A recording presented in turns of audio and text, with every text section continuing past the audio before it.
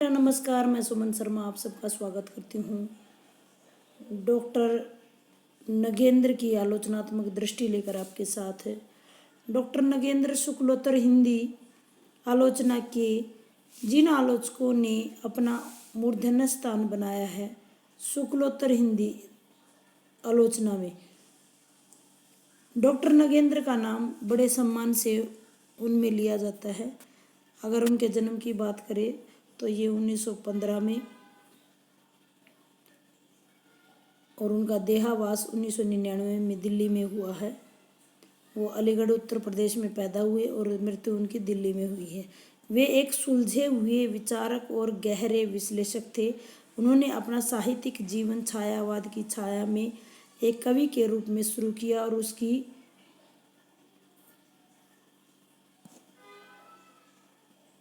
उनकी रचना बनमाला और छंदमयी में उनके रोमानी सुप्रसिद्ध कवि के रूप में आज भी देखा जा सकता है। आइए आलोचनात्मक दृष्टि की बात करते हैं। डॉक्टर नगेंद्र आधुनिक युग के अत्यंत उच्च कोटि के समीक्षक रहे हैं।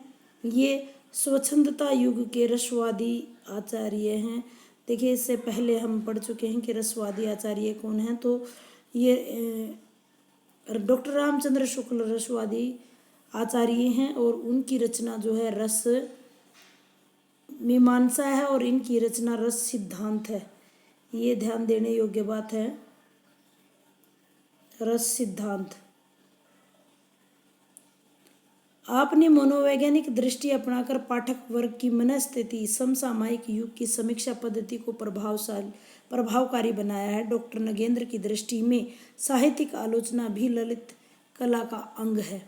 सामान्य सहृदय, ठीक कर लीजिएगा, सहृदय है के पैरों में सहृदय यानी यह आएगा द से निकलता हुआ ऐसे। कृति का आस्वादन करता है और आलोचक का आस्वादन का विश्लेषण बनता है। ये उनकी परिभाषा है, इसको भी आप याद कर लीजिएगा। डॉक्टर नगेंद्र की व्यवहारिक आलोचना संबंधी प्रथम रचना सुमित्रानंदन पंत है।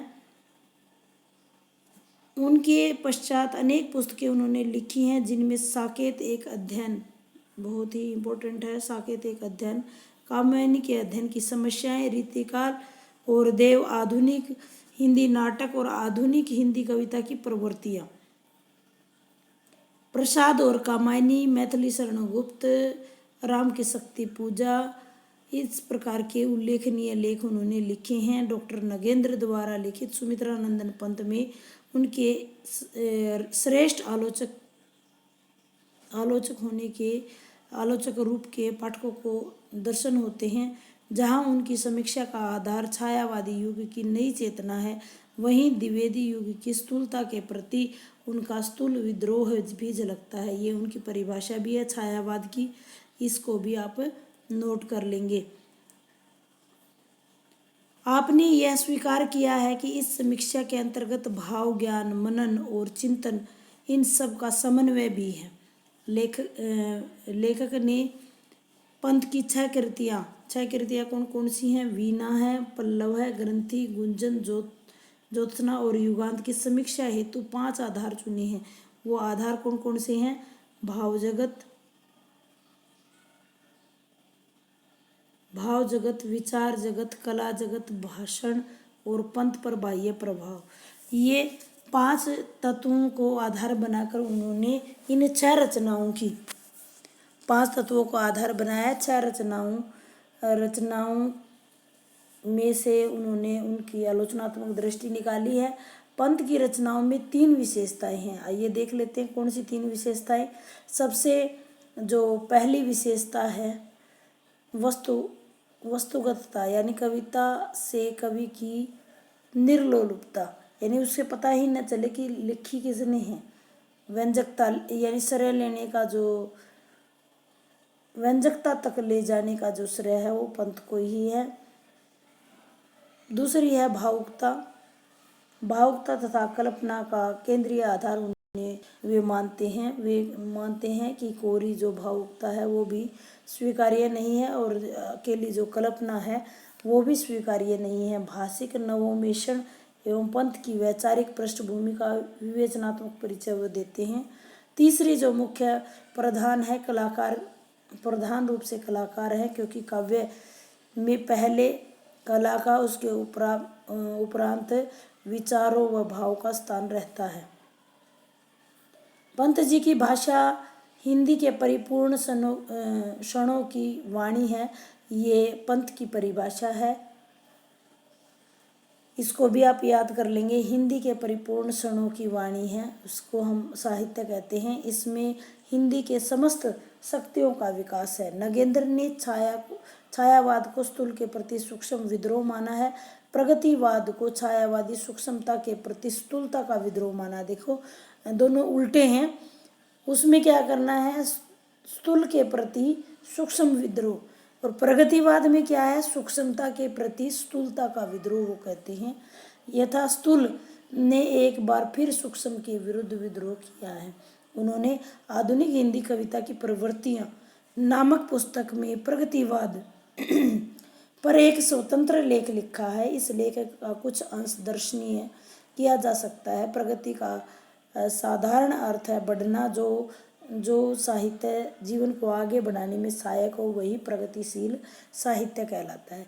आइए साकेत एक अध्ययन पे बात कर लेते हैं। डॉक्टर नगेंद्र की व्यावहारिक आलोचनात्मक कृति है, जिस कृति का मूल लक्ष्य कृति की व्यवस्थित मूल्यांकन है। साकेत के अंतर्गत नगेंद्र सर्वप्रथम कथा वस्तु का परीक्षण करते हैं। कथा वस्तु का प्रारंभ राम कथा से संदर्भ से शुरू होता है, लेकिन अचानक उसमें उर्मिला का प्रसंग आ जाता है। जैसा कि आप सबको पता है, साकेत का अर्थ होता है अयोध्या, और ये मैथिली शरण गुप्त की रचना है, जिसमें 17 सर्ग हैं और 9वें सर्ग में उर्मिला के विरह वर्णन किया गया है। तो उसमें अचानक से आ जाता है, राम कथा का केंद्र मानकर आरंभ होती है, किंतु समापन अंश उर्मिला की कथा की प्रधानता से जुड़कर लक्ष्मण और उर्मिला की कथा का रूप ले लेता है। 9वें सर्ग में उर्मिला साकेत महाकाव्य के फलक पर छा जाती है। डॉक्टर नगेंद्र कथा वस्तु की इस विसंगति को समझते हैं और अपना पक्ष चरित्र प्रधान अर्थात उपेक्षित नारी की ओर से कर देते हैं। साकेत भी केकई, मेघनाथ तथा रावण 3 इसमें साक्षी हैं। मानव को मानव रूप में समझना इस युग की विशेषता है। साकेत यह भारतीय जीवन का प्रतिनिधि काव्य है। देव और कविता डॉक्टर नगेंद्र की व्यवहारिक तीसरी जो कविता है, ये हमने बात कर ली है साकेत एक अध्ययन पे। अब देव और उसकी कविता, जो कि अगला पड़ाव है हमारा, उसका उद्देश्य कृतियों का गहन व्यवहारिक समीक्षागत विश्लेषण न होकर उनकी लेखन कला तथा रचना विशेषताओं का परिचय देना मात्र है। प्रसाद और कामायनी, इस पर अपने विचार प्रकट करते हुए डॉक्टर नगेंद्र ने प्रसाद की बहुमुखी प्रतिभा का परिचय दिया है। काव्य जात में वे रविंद्रनाथ दाते तथा मिल्टन के समक्ष हैं। उनकी लघु कथाएं कहानी कला के छोटे छोटे ताजमहल हैं और उपन्यासों में अपने समय की सांस्कृतिक सामाजिक समस्या का दार्शनिक मनोवैज्ञानिक विश्लेषण किया है, जो अत्यंत ही दुर्लभ भी है। इसी प्रकार कामायनी के अध्ययन की सीमाएं नामक आलोचनात्मक कृति स्थूलता के प्रति सूक्ष्मता का विद्रोही रूप का आकलन प्रस्तुत करती है। आगे चलकर कामायनी की समीक्षा हेतु रस सिद्धांत उतना मान्य नहीं रह गया जितना कि नगेंद्र जी कहते हैं। एक क्षण के लिए भी इस कृति में कामायनीकार का स्वच्छंद जीवन सक्रिय व्यक्तित्व मुक्त नहीं हो पाता है। डॉक्टर रामस्वरूप चतुर्वेदी जी कहते हैं कि नगेंद्र कामायनी के अर्थ को पुराने काव्य शास्त्र के साथ साथ नए विराम चिन्हों में बांध देना चाहते हैं। इस मायने से उनकी व्याख्या जो है रूढ़िवादी है। डॉक्टर नंदकिशोर नवल जी कहते हैं, ऐसी स्थिति में कामायनी की रक्षा लोनजाइंस के तर्कों के सहारे नहीं की जा सकती। डॉक्टर नगेंद्र दर्शन के लिए उलझे हुए सूत्रों की अनुपयुक्त आनंदवाद के मूल सूत्र में पकड़कर कामायनी की दार्शनिक गुत्थी को सुलझाया है और कामायनी के अध्ययन में कम की अनिवार्य समस्या है। फायड के सिद्धांतों पर डॉक्टर नगेंद्र ने अपनी व्यवहारिक समीक्षा में बहुतायत प्रयोग किया है। वे स्पष्ट करते हैं कि हिंदी के लिए जो फ्रायड का अवचेतन विज्ञान है वो वरदान सिद्ध हुआ है। सुमित्रानंदन पंत, छायावाद, रीति काव्य की भूमिका आदि फ्रायडीय प्रभाव से डॉक्टर नगेंद्र ने जगह जगह विद्यमान है। सैद्धांतिक आलोचना के क्षेत्र की बात करें तो डॉक्टर नगेंद्र का महत्वपूर्ण योगदान हमें रस सिद्धांत के माध्यम से नजर आता है। रस सिद्धांत भारतीय काव्य शास्त्र की आधारशिला है। डॉक्टर नगेंद्र की परिभाषा रस का स्वरूप, कारण, रस काव्य, रस की निष्पत्ति, रस का स्थान, साधारणीकरण, ये सारे भाव जो हैं परस्पर हमें विस्तृत रूप से इसके अंदर बताए गए हैं। इसकी मान्यता रस सिद्धांत का प्रतिपादक प्राचीन ग्रंथ भरत मुनि का नाट्यशास्त्र ही है, पर भरत मुनि से पूर्व रस सिद्धांत का आविर्भाव हो चुका था। रस की व्याख्या करते हुए वे कहते हैं कि रस आस्वादन नहीं, आस्वाद है, अनुभूति नहीं, अनुभूति का विषय है। नवीन शब्दावली में रस विषयगत नहीं है, विषयगत है। देखो ये शब्दावली पारिभाषिक रूप से ये याद करने की ज़रूरत है। इन्होंने आस्वाद बोला है,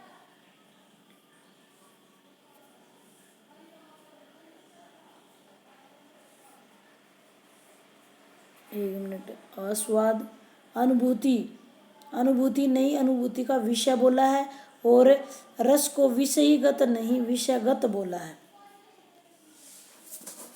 मानव चेतना की मूलवर्ती राग की धुरी बनाकर ये अन्य सभी प्रमुख तत्वों को उचित रूप से स्वीकार कर चलते हैं। रस सिद्धांत के अतिरिक्त ध्वनि सिद्धांत, वक्रोक्ति सिद्धांत और औचित्य सिद्धांत की मीमांसा द्वारा काव्य के बाह्य और आंतरिक सौंदर्य का निरूपण उन्होंने किया है। डॉक्टर नगेंद्र जी का एक और ग्रंथ है सौंदर्य शास्त्र की भूमिका। उनकी समीक्षा करके आधुनिक हिंदी समीक्षा को उन्होंने समृद्ध किया है। पाश्चात्य साहित्य शास्त्र के परिदृश्य में डॉक्टर नगेंद्र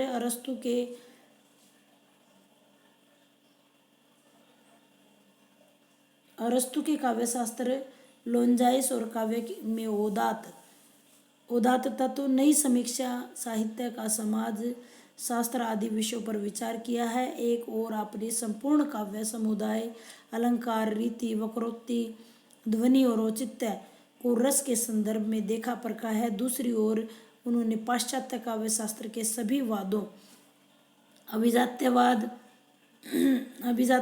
स्वच्छंदतावाद, आदर्शवाद, यथार्थवाद, अभिव्यंजनावाद, प्रभाववाद, प्रतीकवाद आदि को रस सिद्धांत के भीतर समेट लिया है। नई समीक्षा की प्रकृति का बड़ी सूक्ष्मता और संश्लिष्टता के साथ डॉक्टर नगेंद्र ने उद्घाटन किया है। काव्य में अनुभूति के समान अभिव्यक्ति पर उन्होंने व्यापक प्रकाश डाला है। यथा कविता की अभिव्यंजना दो मूल तत्व हैं, बिंब और छंद। अमूर्त अनुभूति को मूर्त बनाने में ही उनकी सार्थकता है। अनुभूति मन या हृदय का विषय है, उसे इंद्रियों का विषय मानना ही अमूर्त को मूर्त कर देना है, क्योंकि इंद्रियों के माध्यम से ही श्रोता का पाठक के मन का विषय का अनुभव कराता है। जो विषय का अनुभव जो है वो श्रोता का पाठक का मन विषय का अनुभव कराता है। अतः कवि अपनी अनुभूति जगाने का प्रयत्न करता है। यह प्रयत्न ही कला साधना है। आलोचना के क्षेत्र में दीर्घ अवधि तक सक्रिय भूमिका निभाते रहने के बावजूद उन्होंने किसी भी कथाकार या नाटककार की समीक्षा नहीं की है।